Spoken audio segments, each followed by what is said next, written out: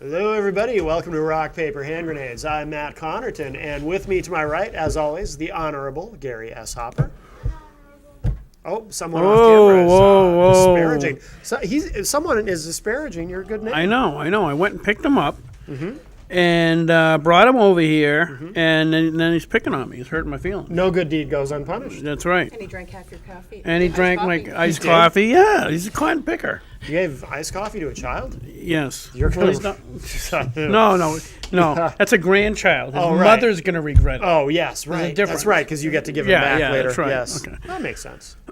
So I'm in a kinder, gentler mood tonight, so I brought my kinder, gentler hand grenade. Yes. The more humane hand Smooth grenade. hand grenade. Yes, Much more humane. much nicer and kinder and more genteel. The kinder, gentler Gary Hopper. What is it that makes it more humane? Is it filled with bubble gum or something? Yeah, Like I think so. I think kinda what fun. happens is they throw it and there's just like puff bunnies float out Really? Oh, how fun. and spread kindness or something. But Yeah. that's according to the Geneva Convention. The pineapple ones are inhumane and these round ones are humane. Yes. So there's got to be something. It's, Well, you some know. people are allergic to pineapple. Yeah, that's why. maybe that's it. Yeah. Maybe that was just the allergy factor. Yes. But anyway, so I'm a little bit distressed. Uh-oh. by that. Uh-oh. Yeah, I got a case of political whiplash yesterday. Oh, this already sounds like a good I'm story. I'm probably gonna file a claim against National Propaganda Radio. Really? Right, because it was stressed me out. And I think I got PS. What did we talk about last week? Post-traumatic Post- PTSD? Yeah. PTSDs because I was listening to Rush Limbaugh and about talking about how that story about Romney going into the the food chain down south, and how he went in there and he could just press buttons, and then he goes to the next station and his sandwich is ready, and how in the his point was that in the private sector, advancing things and making technology work for you is what they do because that's how business works. Whereas in the public sector, he was talking to an optometrist who was trying to move, or ophthalmologist who was trying to move his business from one side of town to the other, and it was just a change of address, and the 30 pages of work he had to course. do, and it still delayed all payments to him for about a month, which can be a lot of money. Yeah. And Oh, he's yeah. just talking about that chasm between the private sector and the public sector. But I forget whether it was NBC or CBS when they reported it.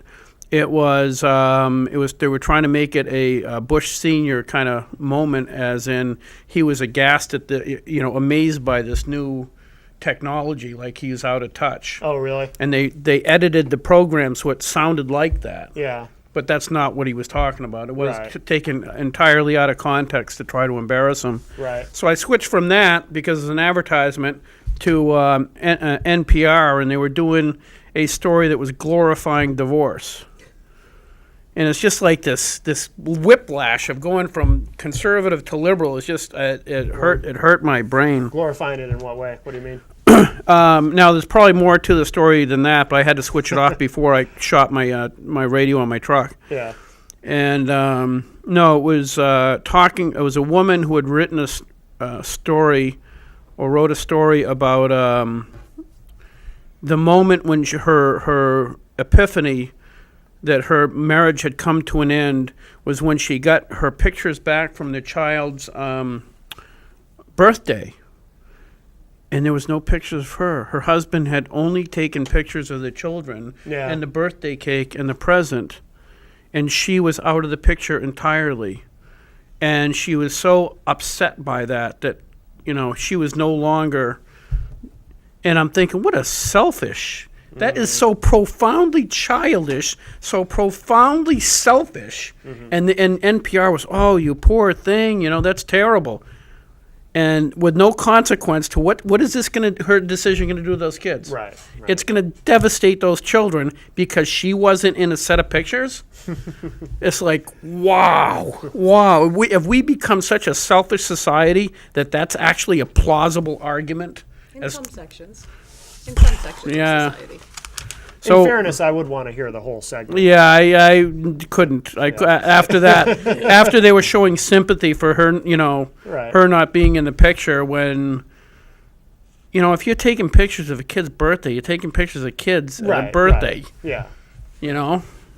Anyway, it was just amazingly selfish. It was profound, and she was just talking about how it worked out well. She thought she was going to end up in poverty, but she wrote this story, and she did well, and it was sickening.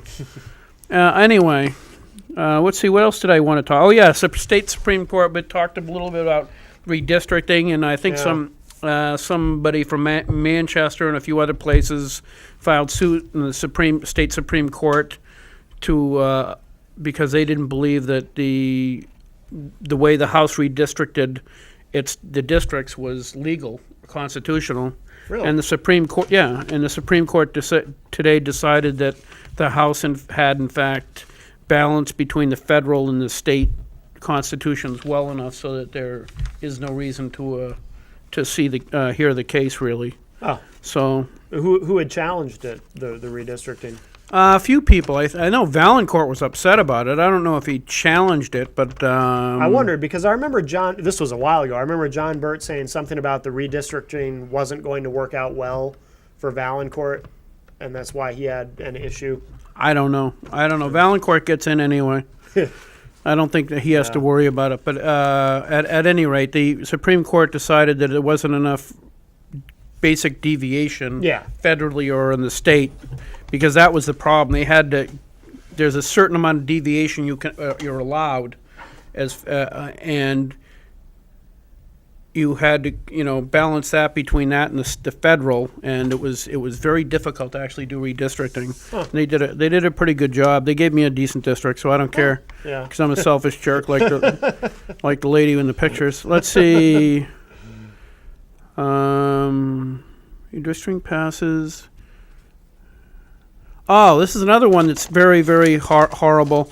You remember, I think it was like a year or two ago, there was a guy up north who broke into his grandfather's cabin and stole a handgun from his grandfather, where his granddad had it kept, and went to a local Army-Navy store to rob it and ended up killing somebody, and then some other people came in, they got shot. Yeah. And so one of the victim's parents or whatever is filed the suit, and in New Hampshire they said, no, that's not a case. I mean, the kid broke into the grandfather's house to steal the gun. Their grandfather can't be held liable for that. Oh, they tried to sue the grandfather? Yes.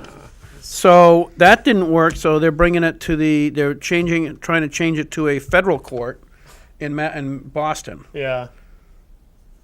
I wish I were surprised, I know. but you hear about this kind of thing. Well, the whole premise is ridiculous. Yeah, That's it like is, yeah. that's like somebody breaks the window of your car, steals your car, drives down the road, sees somebody they hate, runs them over, and then you're held liable for it. Right. But you hear stories like that where people sue and even win. I know, it's horrible. Occasionally, it's very bizarre. It's a strange world we live in. It is really bizarre because I know when my grandson Damon gets older, when he's 18, if he's responsible, he's not doing drugs and all that junk, I'm going to let him know where the key to the guns are. So if he wants to go hunting or go out back shooting, he can do it. Right. So does that, if something happens, does that make me liable? I don't think so. In the eyes of some people, it does. Yeah, that's ridiculous. But anyway, so that was on the news. You know what you hear Let's see. stories about is somebody breaks into someone's home and they get hurt while breaking into someone's home, and then Oh yeah, they sue the because they didn't put a floor maybe wet or something like. I think that was pretty much it. We have Janine, and I've forgotten your last name because I got brain damage. Yeah, Petrel. Petrel. Jean, Can you just pull that mic a little closer? now are you from where? Because you've got a New Boston or something phone exchange. Yes, I ended up getting that because I couldn't afford the Ware phone exchange. Oh, So really? I needed something. I went voice over IP. That's why I ended up with a different one. Oh. But I'm in Ware. I'm Yeah. Okay. Just usually that's 529. So. yeah. I've been there for 14 years. Wow. Okay. Now what's voice over IP? Like Vonage. And that's how expensive is that? That's about $20 a month. I was gonna Really? say, I see the ads all the time. It looks like it's pretty cheap. Does it Yeah. work well? Yep. Yeah. Worked great. You talked to me on the phone. Yeah, it worked great. Didn't you get cut? We cut out. Yeah, but that doesn't. I don't know if that was the phone or not. I don't know. What, Oh, now I'm getting a little skeptical about Vonage. I don't know. I think I know why it's so I don't cheap. use Vonage, but yeah, Well- the same type of thing. Yeah. Oh, well. Maybe you should use Vonage. I don't know. Uh, I was just talking to her, boom, it went dead. I don't know. know. You know, maybe because she's calling, using Granite State wires. They Who knows? Could be. You know. Could be anything. could be anything. You should sue someone. Someone should be. Sue, held yeah, you liable for should be that. sued too. Yeah. When I'm done suing NPR for my political distress, Mm-hmm. then maybe we can use the same lawyer to sue Granite State for something. No. I'm not too concerned. No. Well, give it all the consideration it deserves. Yes, exactly. did. You did. Wow. She's efficient. Yes, she's efficient. Yes. Brutally efficient. Yes. Yes. I Yes. have 4 children. I have to be brutally efficient. I guess so. I guess so. Anyway, she's here to talk about homeschooling, and you're a homeschooler. You're a teacher. Mm-hmm. And how long did you teach in the public schools? 10 years, 10 years. but I've been certified for 25 years. How old are your kids?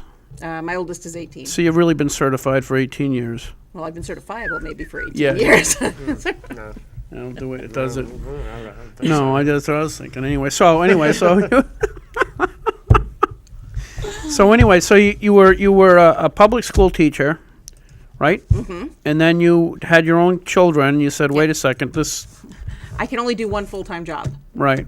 and I chose being home with my kids because my 2 oldest are only 18 months apart. So Right. it was trying to get all them to where they need to be, and then I was thinking about them while I was at school, and I was thinking about school while I was at home, and I just said I can't Yeah. do both. And then we moved down to Nashua. We were living in Maine at the time. And my husband got a job that was enough that I could afford to stay home. So That's really good. That's a huge piece of that puzzle, because I know when my children were young, my wife stayed home, but it was expensive. You know. Well, and Yeah, it's you, hard. You need to sacrifice. I mean, you've got to be willing to realize that vacations are few and far between, and you run the car until it physically won't run anymore. Yeah, when you're pushing it down the street, it's time to And then you go find a car that is just a little bit above what you just got rid of. Right. exactly. You know, Yeah. so if you're willing to make the sacrifices, it's not that bad. Yeah, no, it was tough. I mean, I don't like really doing mechanical stuff, but I still had to, like replace the rear end of the Subaru by myself, and that was pretty dangerous and fun, and stuff like that. It's just My husband's gotten pretty good at mechanics. yeah.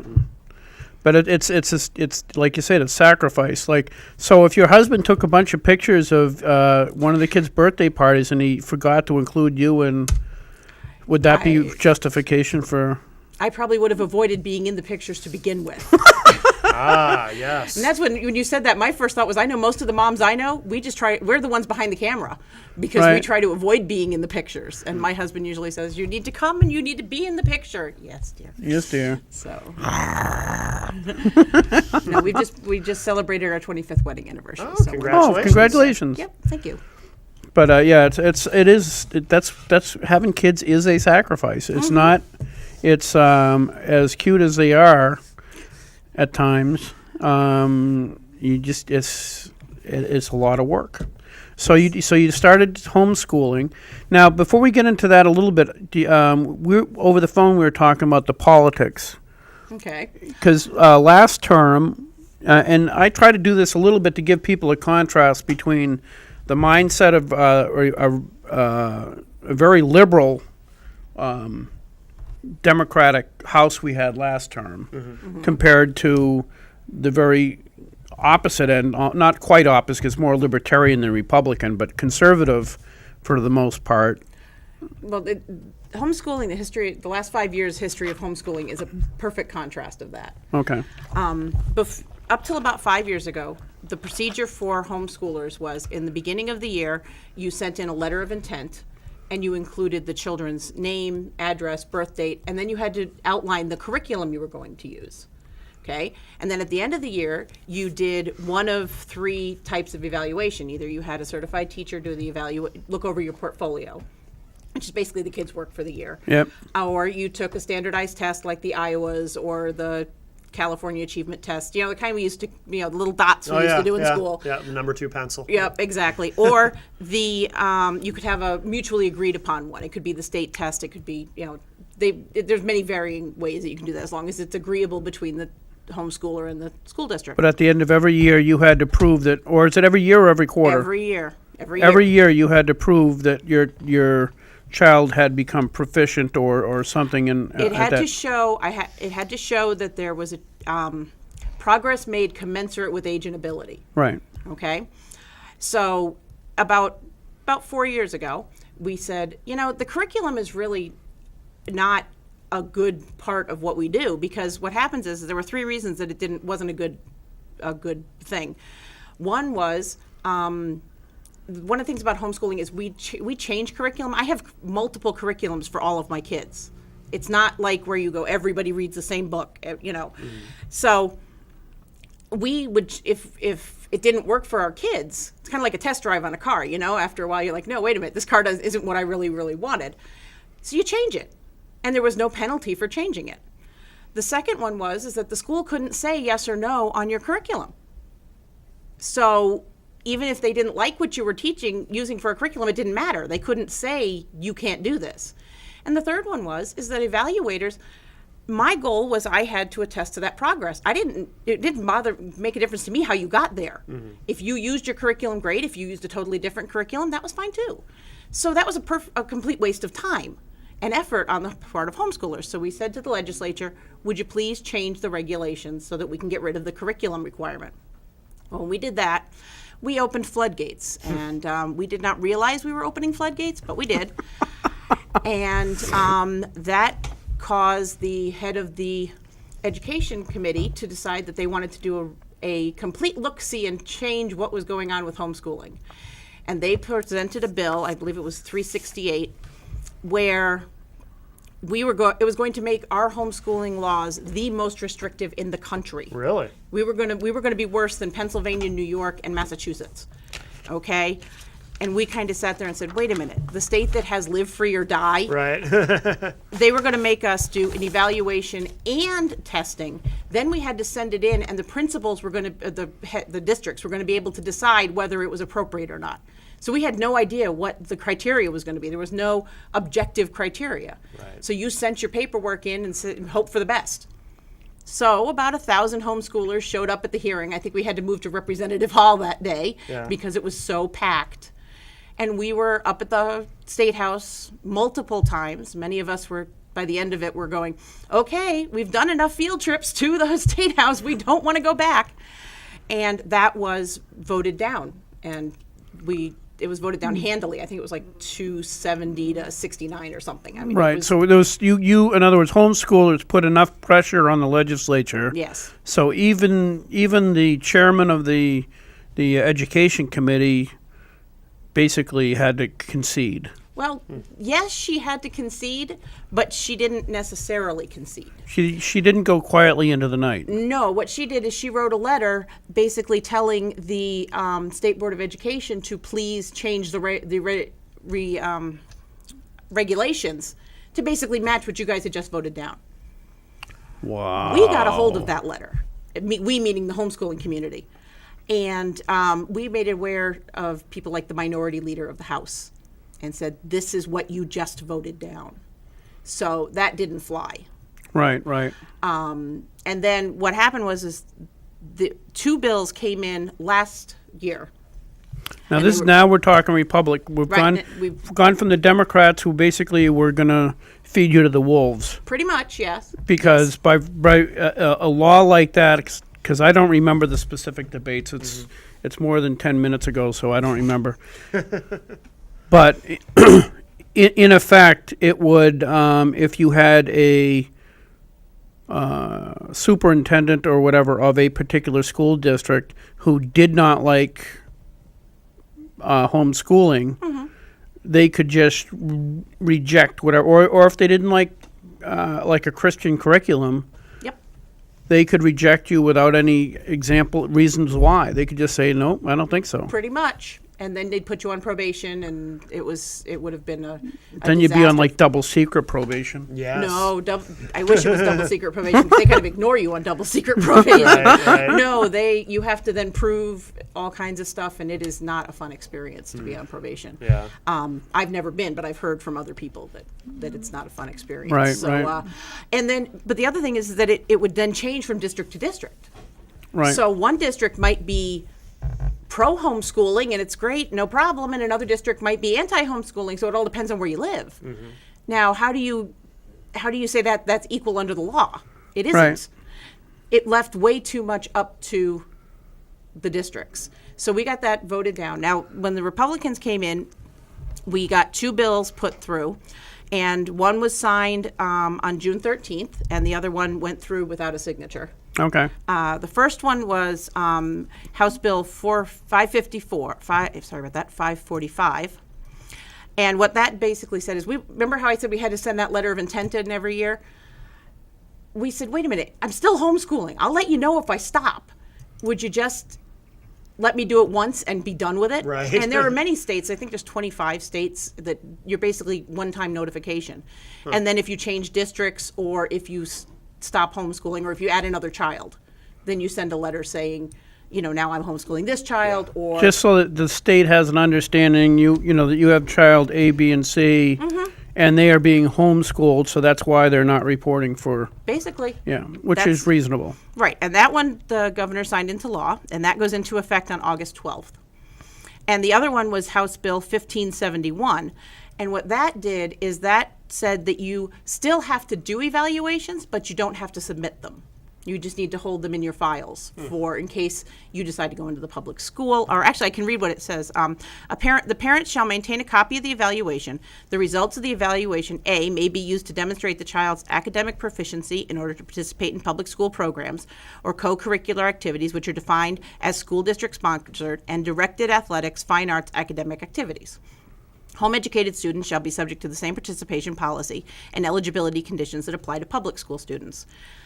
It shall not be used as a basis of termination of home education program, and C, shall provide a basis for a constructive relationship between the parent and the evaluator, both working together in the best interest of the child. So basically, it's being used that if you got a kid who wants to play football and footballers have to be on the honor roll, then you need to show that how your child's doing. Right. But what was happening is every year we had to submit this proof that we were not educationally neglecting our children. Right. Well, even at the hearings, the worst percentage they came out with me, well, there might be 1% of the kids that are not getting, the proper education. That's like saying, okay, 1% of the people of a restaurant might walk out drunk, so everybody has to take a breathalyzer test. Right, yeah. Of course they don't. They're supposed to be The due process. the public schools, what percent are not receiving an adequate education? Well, if you look at the test scores and you look at the proficiencies, it's usually around half or more that are not considered proficient. So, that's the way you. So that argument really, didn't hold a lot of water. And you'd No. be talking about let's say we've got about 7,000 kids that are homeschooled in the state, but let's round it to 10 because I'm not the world's greatest math student. 1% of that is what, 100 kids? Yeah. Yeah, or no, 1% of 10,000 would be 1,000 kids. Sorry about that. no, that would be 10%. 1% would be 100 kids. I'm sorry, I did have it right. It's been a long day. Long, hot day. I was right the first time. it is hot. So you've got 100 kids. That's not even a grade Right. amount of kids in most schools. Right. Yeah. So you're talking 100 children. Why are we jumping through all the hoops and putting the other 9,900 people through all of this rigmarole Right. for this possible 100 children that we can't even verify exist? Right. Right. So that's what got the and homeschoolers are an interesting group of people. Yeah, that was one thing that was interesting to me. I told you on the way over here that when I first got into politics, I had some people at church that were homeschooling, and I presumed that most of the homeschoolers were people that didn't want their children being indoctrinated into the secular society or into the theory of evolution and all this stuff. They didn't want their kids being taught that. They wanted a more of a traditional Christian education, which was similar to the education you would have had 100 years ago, Sure. or probably even 50 years ago. The Charlotte Mason, that's pretty much that type of education. Right. And lo and behold, the people at church, they told me the same thing you did. It's just not that. It's quite eclectic. Yeah. Getting a group of homeschoolers to all go in the same direction is a lot like herding cats. Really? Yeah. Because as I was telling Gary, the first real two groups that started homeschooling were fundamentalist Christians and the Mother Earth News off the grid New Agers. No kidding. Those were the two major groups that started homeschooling at the beginning of That's the interesting. movement. Yeah. And when you get up there, you've got such an eclectic group of people. You've got homeschoolers from every religion, every race, every creed, every, socioeconomic. You've got single mothers. You've got executives. You've got every bit of the strata. That's Yeah. why getting all of us the main thing we have in common is we homeschool. Yeah. And getting all of us to agree on anything is not easy. Sure. But we can agree that we want to be left alone. Yeah. We want the state out of our business. And So how does that work now? So that must make some of the profoundly liberal members of that group make their head almost explode, because on one hand, just by virtue of the fact of what they've seen politically in the state, they would tend to want to vote Republican so that they can be left alone. Yet they lean to the left and would rather vote for. So do they just go to the polls and have their brains explode, or what happened? I honestly don't know, but I have met some of them, and they just are they're the same, the libertarian type of, just leave me alone. Right. It's my kids. We're going to do it my way. I'm a parent. I'm intelligent. Leave me alone. And we don't believe that it's the state's responsibility to educate our children. We believe it's our responsibility to educate our children. And Haven't you read the Claremont decision? Unfortunately, yes. Yeah. I don't know how they got Cherish into pay for. I still have yet to figure that out. And I've also have yet to figure out where in the United States Constitution the Department of Education exists. Yes. Because neither of them, I teach U.S. Constitution and government at our homeschool group, so I get to play with the Constitution every year. Yeah, we had that a constitutional amendment a few weeks ago.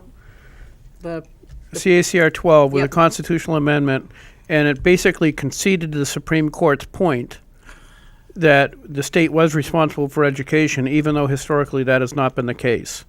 Historically, the state has told the towns it's your responsibility. Right, it's always been local level. It's always Yeah. local. So leadership wanted something through, so they were pushing this really, really hard.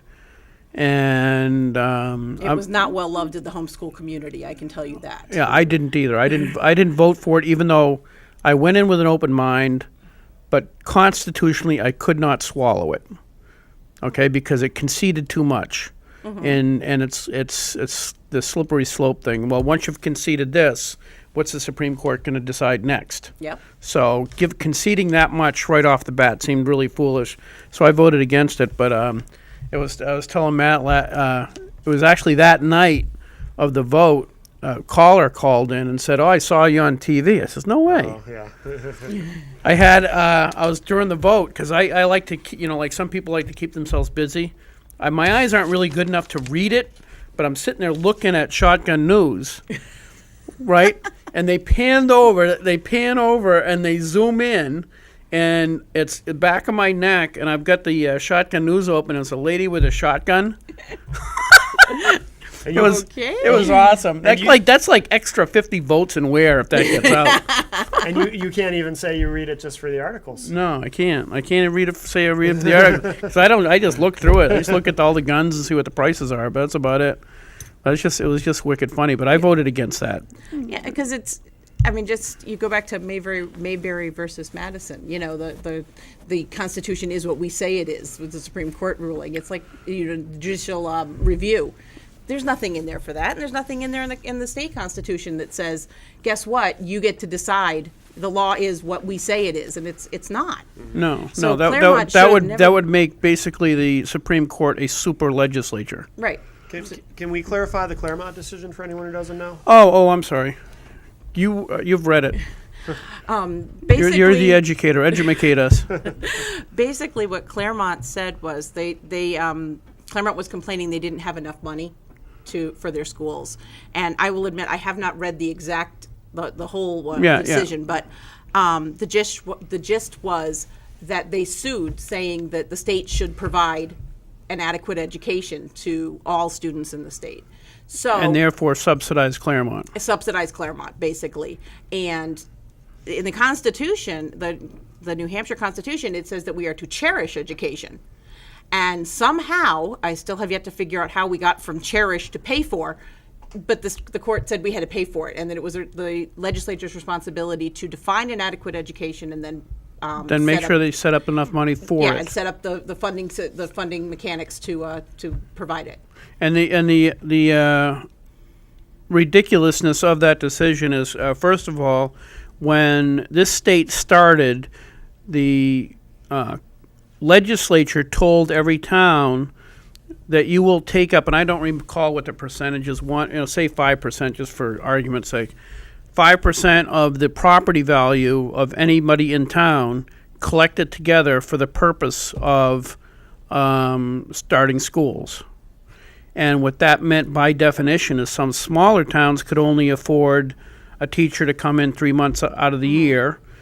Some of the bigger towns or the wealthier towns could have schools and maybe a full-time, teachers and stuff like that. But by its definition, initially, there was always going to be disparities between the rich towns and the poor towns. Mm-hmm. And so that's what we started with. Okay? But that disparity, the court was trying to achieve a goal.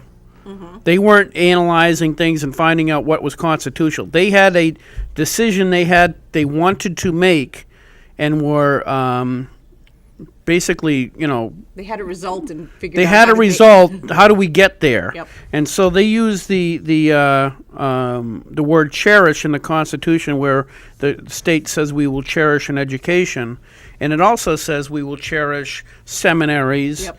And there's a few other things that it says we will cherish. So that opens a big can of worms then. they kind of ignored that They part. kind of ignored that part. Yeah. Because a lot of people have said that, so that means you're going to start funding seminary schools, and they're like, no, that's different. That's different. Yeah, because there's Different another kind of cherish. Yeah, that's a different kind of cherish. and so that's a Claremont decision, and the legislature has been working around a constitutional amendment to fix it ever since I've been up there, since 2000 when I first got elected. That goes back a ways, Yeah. right? Yeah. And did but the constitutional amendment pass? no, I didn't. Okay, it did not I didn't pass, think which so. really upset leadership, and that's why you had our new majority leader up there saying that Solo's free staters and Yes, okay. I do yeah. remember. So that was awesome. That was wicked fun, and I think Dave Hess blamed somebody, and the new majority leader blamed somebody, and the governor blamed somebody else, and Well, that's what happens when you have a citizen legislature. Mm-hmm. I mean, we have the third largest legislature in the world. So it's just behind Parliament and Congress. Yeah. So when you've got that many people that have access to that many legislators, you're going to hear from the people. And if that's not what the people want, then it's going to reflect through our legislators. Yep. Right. Yeah, I mean, on stuff like that, I kind of balance it out, because on one hand, there's a legitimate argument that you should vote for it and let the people decide. Mm-hmm. On the other hand, it was so unconstitutional, I couldn't vote for it regardless of whether I use that justification or not, so I voted against it. But anyway, so homeschooling. Damon, if you want to come sit with us, if you're all done reading that, you can. And you're not what?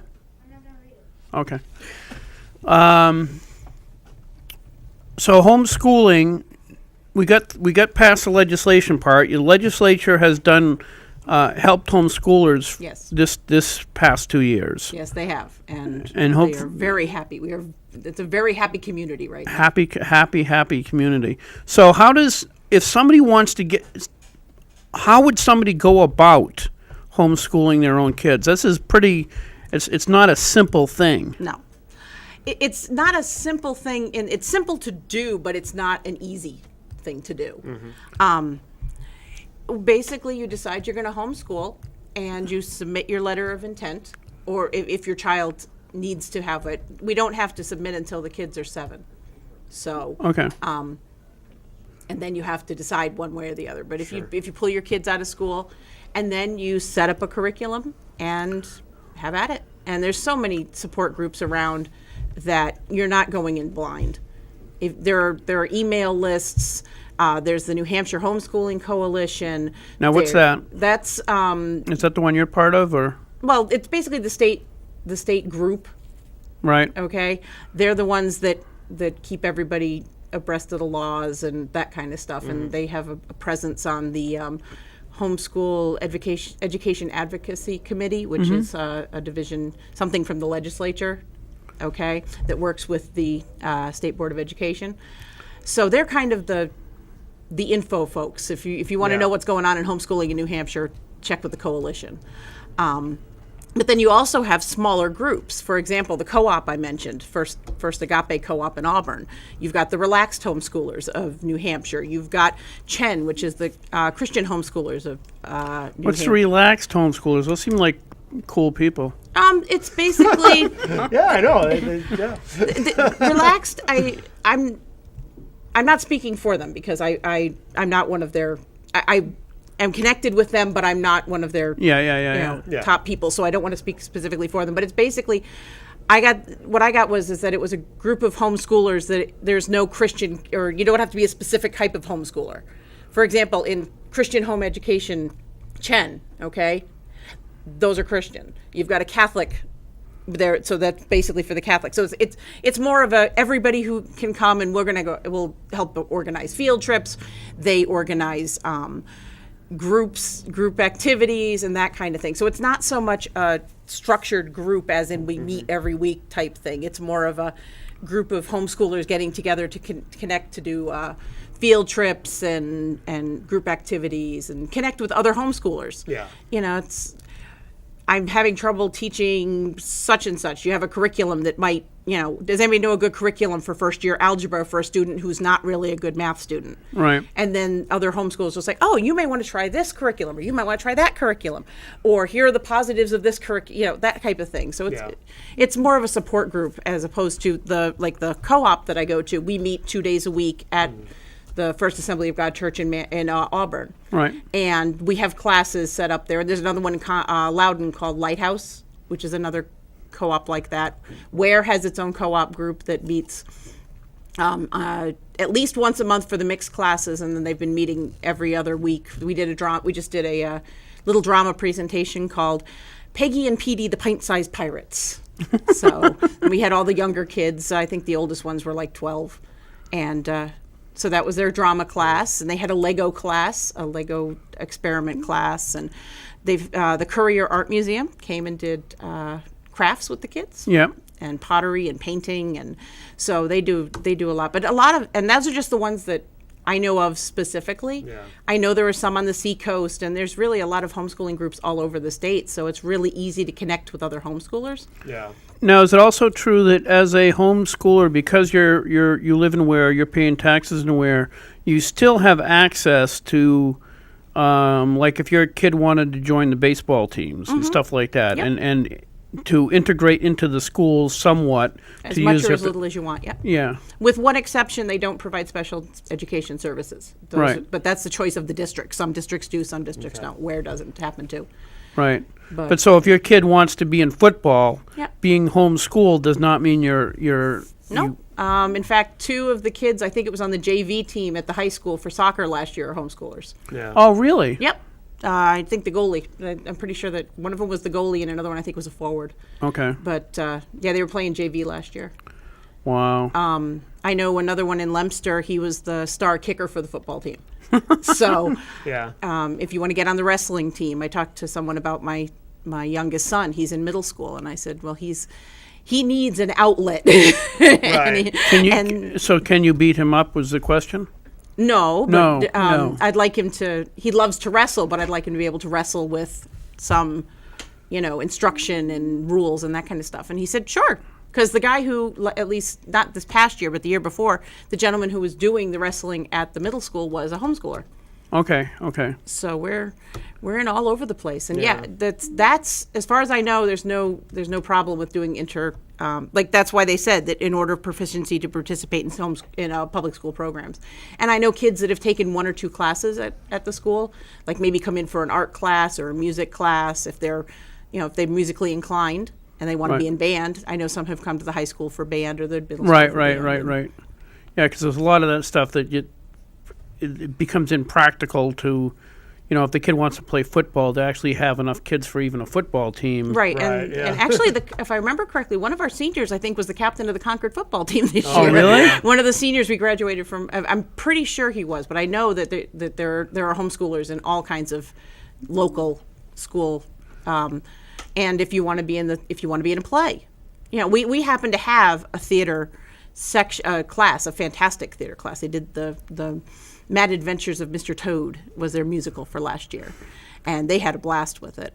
But if you decide you want to get in, I know some of them have gone. I think it's to John Stark. I know some have gone to like Pembroke Academy and done The drama lady there. the lady that did the theater classes at John Stark was award-winning for quite a few years. I don't know if she's still there, Yeah, I'm not sure. but yeah, that's something people have to consider is if they want to do homeschooling. It's not, you're taking these children into a dark room and keeping them away from society. No. In fact, I was the gentleman in the last show before this Lord, asked me yeah. about socialization, and you saw the first thing I did. I sighed, and I it's, could tell by your reaction that you get asked that a lot. I'm that's sure, yeah. always the first question Yeah. that comes just about out of everybody's mouth after, is it legal? Right. And most people have figured out that it's legal now. So, Right. but don't. So do we're we get- advancing. Yes. Do we get proper socialization? And as I said, most of the time, the biggest problem we have with socialization is we're never home. Mm-hmm. Because we're in 4-H and scouts and church groups and bands and dancing and theater and How are they going to learn to sell drugs or become an entrepreneur, as you would call it? we'll figure out other ways. Thank you very much. Oh, okay. Well, give it all the consideration it deserves. I mean, Exactly. Yeah, exactly. Didn't ignore it. Right. Very efficient. Because there's a lot of stuff they learn in public schools that you just can't get at homeschooling. Yeah, that's Well, true, and yeah. a lot of reason that, to an extent, that's a lot of reason why some people homeschool is because they don't want Really? all of that being taught. All the baggage that goes with it? Yeah, there's a couple of YouTube videos with the 12 days of homeschooling. Yeah. And they talk about all of the misnomers. What about the prom? Well, my daughter went to a prom. They did a homeschool prom. They do it every year. Well, actually, wouldn't if the kid's graduating, wouldn't they be eligible to go to the high school prom anyway? They would, but if they wanted to, I guess. I don't know if I assume they could go with someone at the high school. Right. Our kids I've never had to deal with that. Yeah. But my son graduated high school with 6 college credits because they did the Running Start classes and they're still doing those at the co-op. Right. He took psychology and philosophy. Her son got in touch with me on Facebook because he wanted to get active in the Republican Party. Yeah. So we said, okay, well, something simple to do is to start calling around and let people know. I guess he doesn't like that too much. He said, People hanging up on him. Oh, and- really? He says, I'm not going into advertising. He doesn't do the cold calls, Yeah. but no, he's always loved politics, Yeah. and so got a hold of Gary and said, hey, Gary, you're better at this than I am. You go ahead and tell him which direction to go in, and he's loving it. He's enjoying himself, and he went to Teen Pack that's they do in Concord every year. That's basically like kind of a boy state, girl state kind of thing for a week, except that they okay. don't stay over. Yeah. Right. It is Christian based, but it's they talk about how state government works. They went over to the state house and they go visit wow. them, and yeah, it's a great course for a week, and my son just loved it. Yeah. So now he wants to go to Tallahassee for Teen Pack Congress, and Oh, I'm really? like, yeah, and how do you propose we're going to pay for this? So he's now got himself a job, so that's Yeah. part of what he's going to be saving for this summer is to Yeah. go to Teen Pack Congress in Tallahassee. Oh, good for him. What is that again? It's Teen Pack Congress. It's they get together and they basically have a national legislature. Right. Oh, okay, And, okay. It's like a faux kind of. They just Yep. kind of set it up. Wow. Yep. And they've had bills and stuff like that. And actually, they had to draft a bill, and his bill was to make us a single notification, no valuation state for homeschooling. That was Yeah. his bill. Huh. And so it didn't get through, but it also was 3.5 pages long. So I think a lot of kids looked and went, "That's an awfully long bill." And Oh, if they only knew, right? I told him, I said, I said, Well, go to- actually, in New Hampshire, the bills really aren't typically very long. No. Really? Yeah. Oh, They're that's actually good. quite No, short. it's not like, well, see, what happens with Congress and the federal level is they pack everything together. Yeah. You know, they'll have like we had, I forget how many bills this year, 1,800 or something like that, this last 2 years. And so they'll take, 50 of them and put them in this bill and 40 of them and put them in this bill. And what it does is it allows, well, Gary Hopper wants this bill through. Well, if we give him what he wants, then he'll vote for the package and the pack, so Yeah. that's how you end up with all this crap that, That's why the healthcare bill also involved the takeover of the student loan industry. Yeah. just coincidentally. That Yeah. was coincidence. But that's how it's done down there. But yeah, it was a really good week for him there, and now he wants to go to the national level Yeah. and take a look at what that is. And Oh, that's good. really cool. so he's all. I don't know why you would send him in my direction. I am really not a politician. I'm not very good at it, but No, but you know a lot of people who are. So she didn't have to agree to that. no, you are a very good. Oh, yeah, yeah, you are yeah. a very good representative. There's a difference between being a representative and being a politician, and I'd much rather be represented by a representative than a politician. That was a very political She explanation. was very actually. good. Yeah. You should Going have to bailed politics. out. Yeah. I'm too busy doing the important job. Yes. I'll get to that when I'm done doing my job at my home. So now your son that just graduated. You've been homeschooling him ever since he was in first grade, Kindergarten, yeah. kindergarten, Yep. and on the way over here, you also talked about the advantages of homeschooling versus putting a kid in a public school as far as adjusting curriculum Yep. to the There- personality. Yep. I have 4 very different children. My first child is a very analytical, wonderful young man who loves history. So when I picked his curriculum, I said, awesome. I've now got curriculum for the other 3 kids. Terrific. Until I hit my artistic, creative, theatrical daughter, who really could care less about history unless it's Egyptian. So I then went and got a curriculum for her. So I'm great. I've got 2 curriculums. We're good. Now I throw in my third child who is kinesthetic, hands-on, Yeah. science. I want to take apart everything. That didn't work for him, so we now go to the third one. And then I have my 4th child who is, Mom, do I have to take more than one day to finish the new math book you got me? Because I love to read the math books. I want to do that. So That's good. you see what I'm saying? So Yeah. I pick what needs to be done. Sometimes it'll overlap, but you're allowed to curtail what you do to the child. Yeah. And they get what they need the way they need to get it. And it works out, it allows a lot of kids, especially ones with special needs, to be able to succeed. Because you're not fitting their little round peg in a square hole, you're fitting their little round peg in their round hole. Right. And it works. Yeah, so that's kind of one of the advantages. You can tailor it, whereas in a public school, that kid is got to fight through whatever curriculum that teacher has and whatever that school has bought for that age group, no matter what. Or go into the special needs classroom, Right. and then they have to go through the whole testing process and that kind of stuff. And some need help, but they don't qualify. It can be a mess. Right. Now, there are disadvantages. I mean, whenever you make a choice, you have advantages and disadvantages. I can't work full time. So, you got a lot of sacrifice there. Yeah. Oh, hello. That was weird. So you have, there are disadvantages like that. Disadvantages of I don't have all the technology. I sub 2 days a week in the public schools. I'd love a Promethean board. You know, What's a Promethean That's the ones board? you can write on. You can put your you can put your computer up there, what's on your computer, and then Yeah. you can write on it, and you can have the kids write on it, and you can show video. I'd love to have a board like that. Yeah. Really? Not going to sell my husband on that idea because it's Right. way too expensive. Yeah. I'd love to have the latest latest technology. I would love to have the multimedia. I would love to have the access, being able to be able to pull off some of the classes that they have. But you weigh it out and you decide, every choice you make is going to have a disadvantage and an advantage, and you've Right. got to decide which one's better. And for our family, and it's not for everybody. Homeschooling is not for everybody.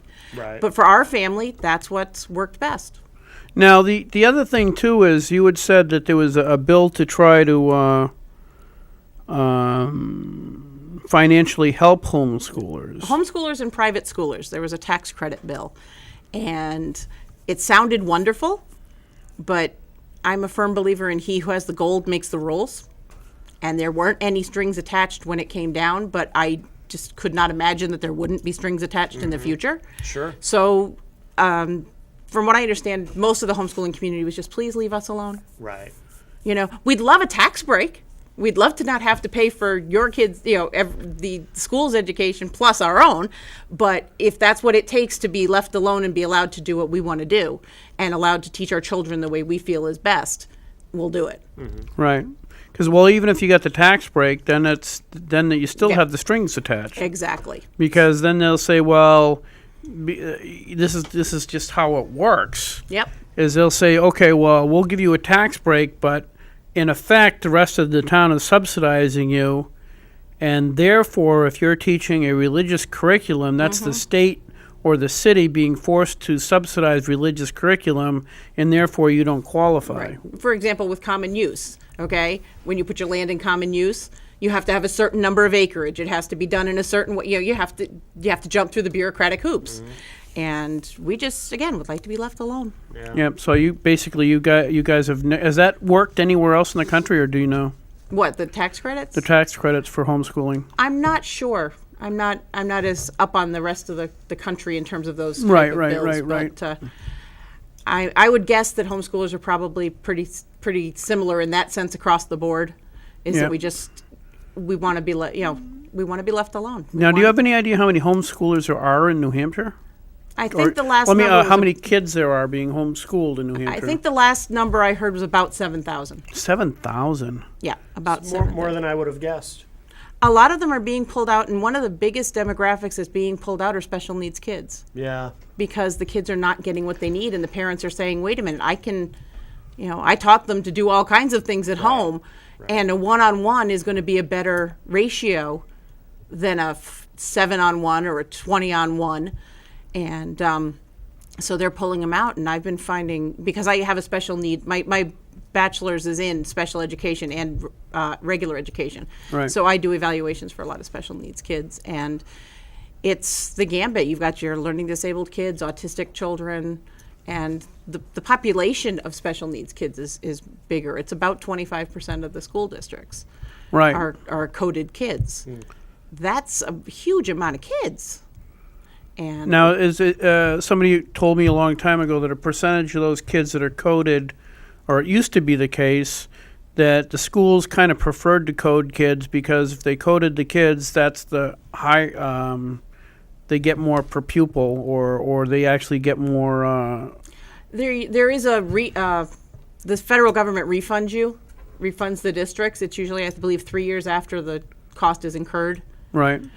It's not as big a money making as people have put it out to be, but it Okay. definitely, there is money involved when you've got it. But depending on the kid, if you're talking a child who is coded, like a speech or something like that, they don't use a lot of money.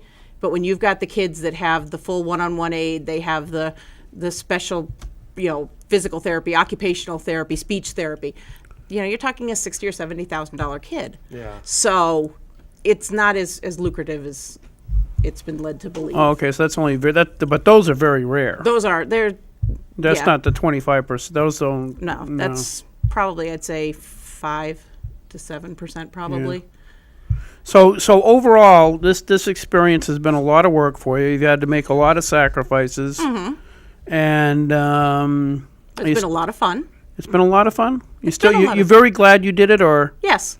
Yes, I am very glad I did it. My kids and I are close. Yep. We've been able to take vacations in times where we didn't have to fight all the other, because we weren't doing it on the school vacations. Right. We could go on field trips if we wanted to. If my husband had the day off on a Friday and he wanted to take the kids somewhere, guess what? We left. right? So it gave us a lot of flexibility. That's another big advantage is to a large extent you have a good amount of flexibility to be able to say, okay, we want to go Columbus Day weekend and we're going to go the week of Columbus Day because my husband has Columbus Day off. Right. So he only loses one day of work instead of having to take off, the all 5. Right. And Disney World is not really populated on Columbus Day weekend, but it's really nice down there. Yeah. So there's a lot of flexibility in that. Well, we're running out of time, so I just wanted to end with thanking you, first of all, for coming on tonight and talking about it. 'Cause My pleasure. Like I told you, I really don't know a lot about homeschooling. I have people like her and people in church that are in my community or in church who say, don't vote for this or vote for this. And I say, okay. Right. Because my inclination Yeah. is to support homeschooling Yeah. because that's people who are trying to teach their own kids. I mean, the government should not hinder that in any way. But if somebody wants to get involved, where should they start? What's a organization or place to start the ball rolling? The easiest thing to do would be to go online to the New Hampshire Homeschooling Coalition, and that will walk you through. And then the next step, I would say, is whatever town they're in, look for local support groups. And sit down and talk to somebody like you who's been through it, so they understand, because it's a huge commitment. Yep. That you- But it's not, though, in that there's just because you homeschool one year doesn't mean you have to homeschool the next. Right. So it's done on a year-by-year basis, but you can probably find them in your local church, at your local scout, Boy Scouts, Girl Scouts. Most people probably know somebody who homeschools or knows somebody who knows somebody who homeschools. So they're like alcoholics. no. On that note, That's a good analogy, Gary. yeah, I know. Thank I'm you trying very to help much. That's out. going to go over well with the homeschooling community. I just lost some votes. Okay, hey Matt, we'll see you next All week. right, Gary, thank you. Thank you Thank you, very Janine. much Thank again. you. Bye, everybody.